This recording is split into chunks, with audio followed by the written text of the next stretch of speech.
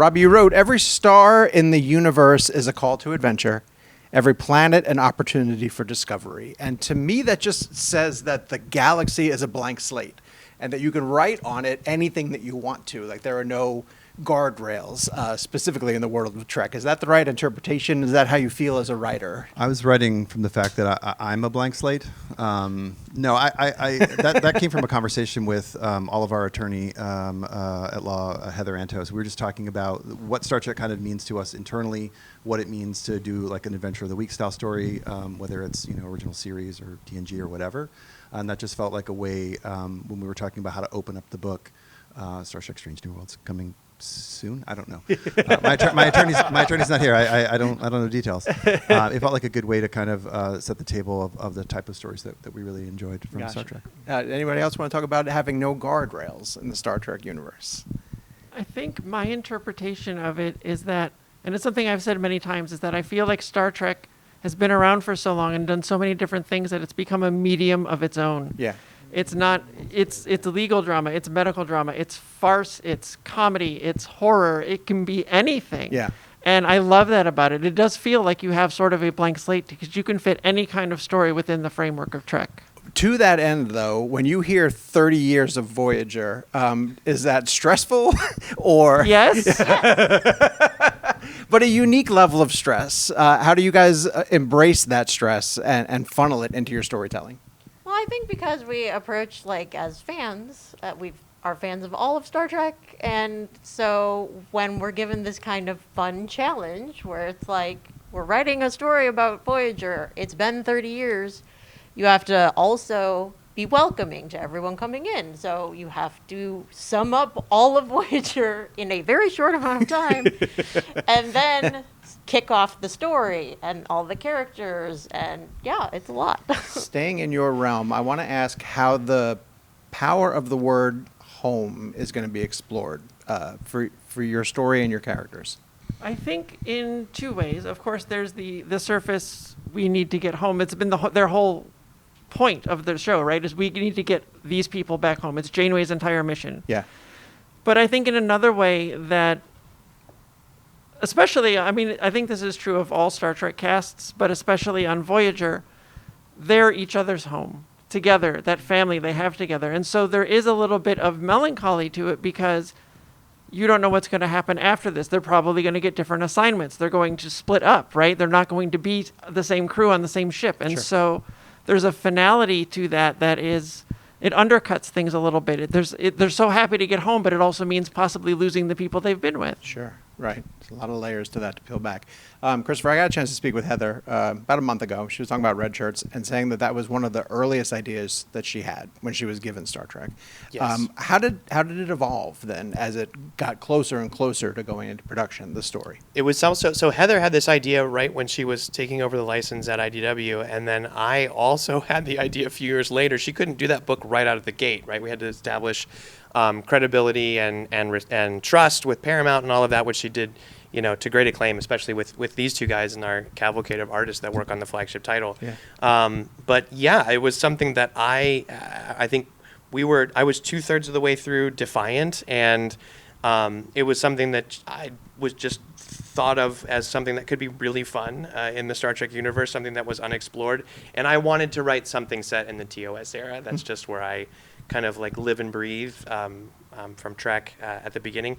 And so yeah, like when I texted her about it, she jumped all over it because she's like, I've been trying to do this book for years. And so she and I kind of built it out from there. Are we allowed to get attached to your characters? I would hope so. We were joking about this yesterday. Like allowed, like allowed to, but maybe it's not wise. Not to. encouraged. Yeah, no, we were yourself talking up about to this. heartbreak. It was like, what we should do is take the fun out of red shirts, right? Where it's like you're gonna care when they die, and I think we're doing both, right? So that issue opens and you're losing crew members from the first issue, and there's gonna be a high body count, but I think by issue 5 there'll be some heartbreak in there because you'll have spent 5 months, 5 issues with these people and learn to love them. All right, let's talk about The Last Starship, which I'm afraid to even mention because it feels like there's so many embargoes and things to not discuss. What are you allowed to tell me? Let's yeah, it's start kind of there. wild. We're normally very talkative boys, and yet for this book, we have to be like very subtle. Yeah. Last Starship is exciting, I think, in large part because of those. You say like there's no guardrails on Star Trek. Sure. Last Starship is, I think, to me, the grand test of that theory. Okay. It's a book that if we'd pitched it 5 years ago on Star Trek, we would have been laughed out of the room. Okay. It's a Star Trek book with no familiar characters outside of one that is obviously very prevalent in the marketing, right? Right. It's a book that takes place in a time period we've never seen, with ships and characters and scenarios we've never seen, and is very specifically about what happens when the Federation begins to collapse. Yes. It is a story that takes place 700 years after Next Gen and DS9, right? In this really terrible moment hinted at by Discovery, where every ship with an active warp drive all across the galaxy explodes. Yeah. And suddenly 99% of the Federation is gone in a heartbeat, or of Starfleet rather, is gone in a heartbeat, and the Federation doesn't have its support system anymore. Yeah. It doesn't have a way to get supplies from one planet to the other. It doesn't, putting together a Babel conference takes months, Right. because you don't have FTL anymore, if not years, right? What that challenges about that utopia, and then we know again from Discovery that within a year, Earth is out. Yeah. Within a few more years, Vulcan's gone. Right. Within that, everything starts to collapse. These things that feel super permanent aren't. And we thought, what a great idea! Right now, what do we need to write?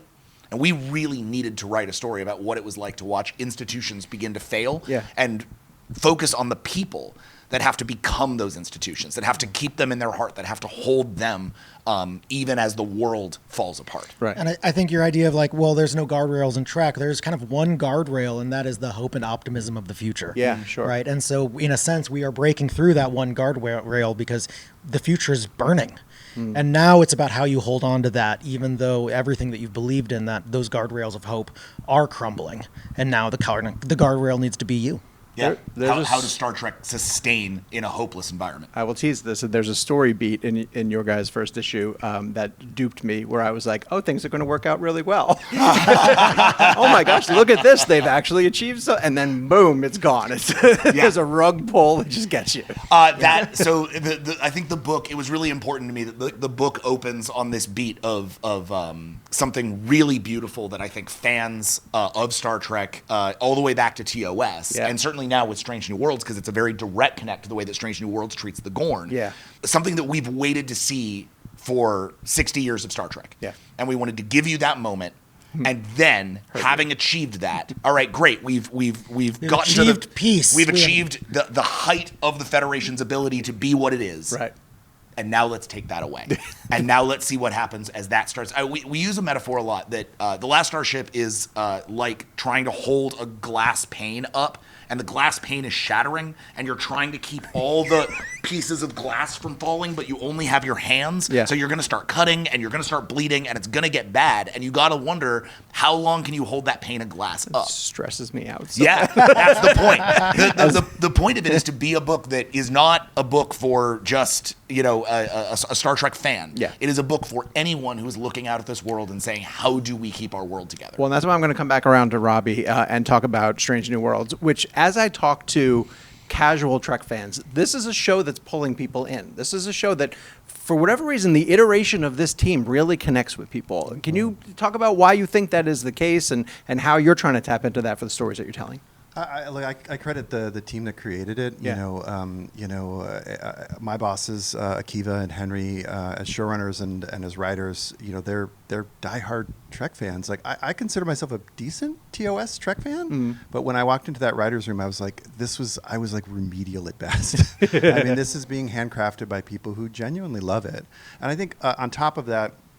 And you're seeing this reflected, I think, on what the top shows on Netflix and other platforms are.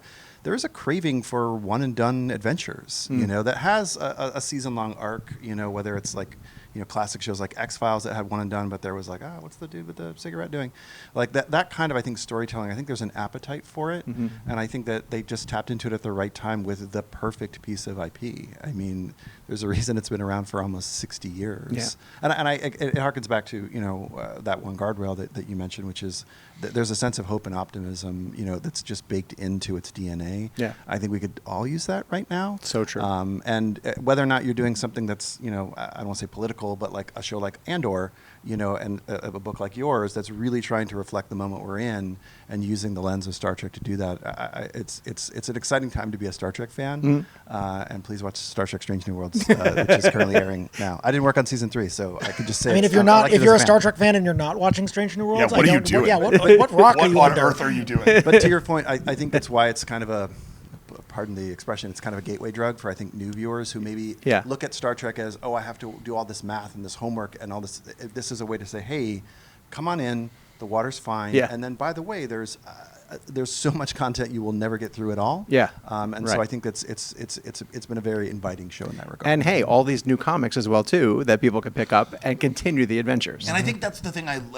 Going back to what Tilly was saying about how Star Trek can be anything. I think that's the other thing that Strange New Worlds has reminded everyone is that Star Trek is not a tone. Star Trek can be super funny. It can be super scary. Yeah. It can be super offbeat. It can be super serious. It can be a legal drama, right? It can be whatever. there could be puppets. There can be puppets. Yeah, I saw the puppet this morning. It can be anything, man. There will be puppets. I love it. Like the fact that Star Trek can be that, it makes it kind of a perfect property for comic books, which are in themselves everything. Absolutely. All right, And I want to get you credit guys. to our attorney Heather, who that was kind of her Yep. sort of mission statement when she took over the books, was like, hey, how can I make this align for everyone?